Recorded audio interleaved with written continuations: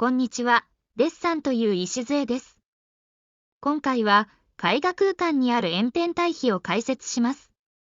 この動画では円辺対比を利用することで絵画空間がコントロールできることを理解してほしいと思います。主な内容はご覧のようになります。最後までご視聴いただければ絵画空間をコントロールするためのヒントがつかめるはずです。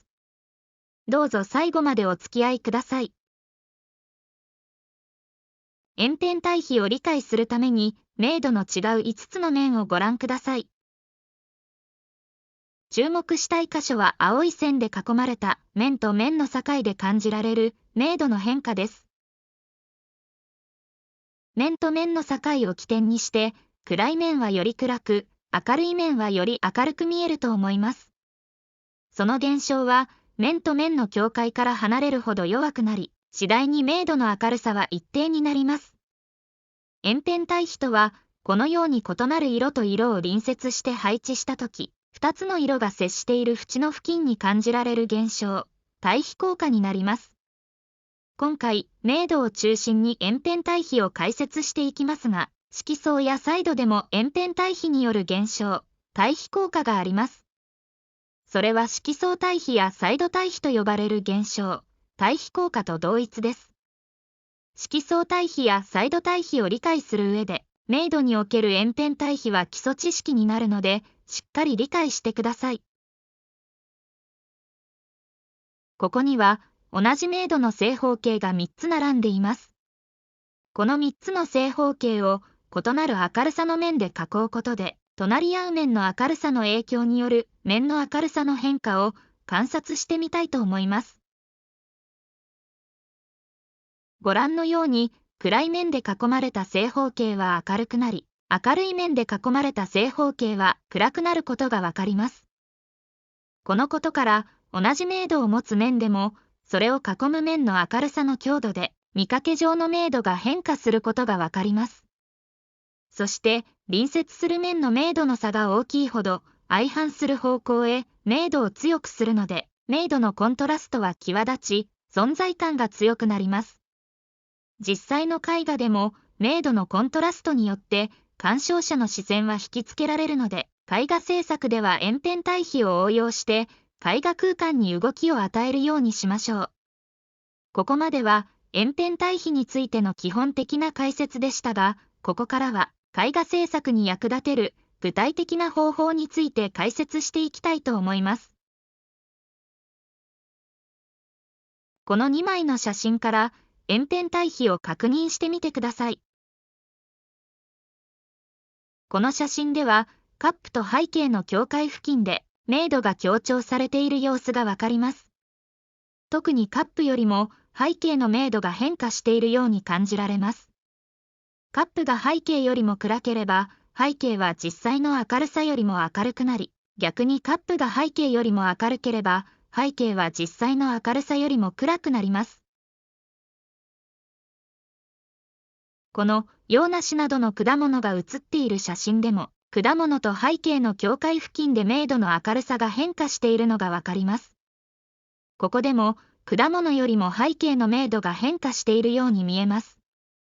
右側の洋梨と背景の境を見ると、洋梨が背景よりも暗いので、背景が実際の明るさよりも明るくなり、洋梨が前面に押し出されるように感じられます。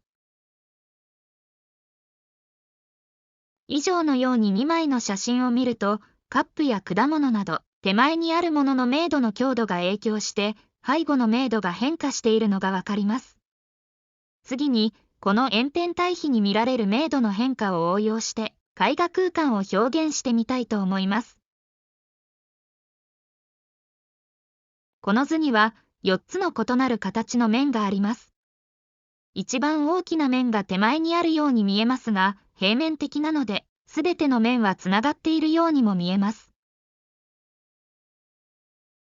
そこで、面 B、面 C、面 D よりも、面 A を一番手前に感じられるように、円辺対比を応用して、明度に変化を与えてみます。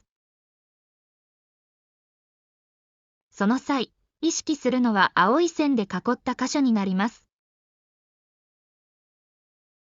これが円辺対比を意識して修正した図です。面 A とつながっているように見えた3つの面は、面 A との境界付近で明度を高くすることで、面 A の背後に感じられるようになりました。面 A の明度に変化は与えていません。修正前と修正後を比較すると、その差がわかると思います。ここでは、実際の絵画で、円辺対比がどのように表現されているか、確認したいと思います。この絵画は、レンブラントのヤコブ・デ・ヘーデン3世です。この絵で注目したいのは、人物と背景との境です。人物と背景との境界付近では、背景の明度が高くなり、強まっていることがわかります。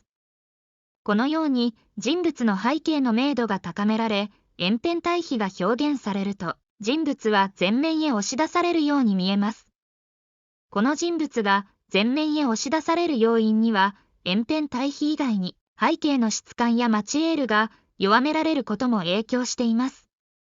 つまり、背景は明度を高めただけではなく、質感も弱めているので、質感やマチエールが強く感じられる人物が前面へ押し出されて見えます。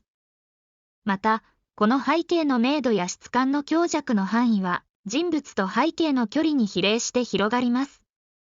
例えば、人物と背景の距離が遠ざかれば、広い範囲で背景の明度が変化し、質感が弱められます。逆に、人物と背景の距離が近ければ、狭い範囲で背景の明度が変化し、質感が弱められます。この絵画は、レンブラントの30枚の銀貨を返すユダです。この絵には、様々な箇所で円辺対比の効果が見られます。例えば、赤い線で示した柱と背景との境界付近では、明度のコントラストが強調されていることがわかります。特に柱の背後の明度を高めて、柱を前面に押し出すように描いていることがわかります。緑の線で示した人物と背後との境界付近では、背後の明度を強めることで、明度のコントラストが高められています。そして、前後の関係性を表現するために、人物の背後は質感やサイドが弱められ、人物が前面へ押し出されています。このように、絵画空間を感じさせるためには、円辺対比による明度の変化を表現しながら、質感やサイドに強弱を与えて、対象の前後関係をコントロールしなければなりません。今回の動画、絵画空間にある円辺対比は以上です。最後までお付き合いいただき、ありがとうございました。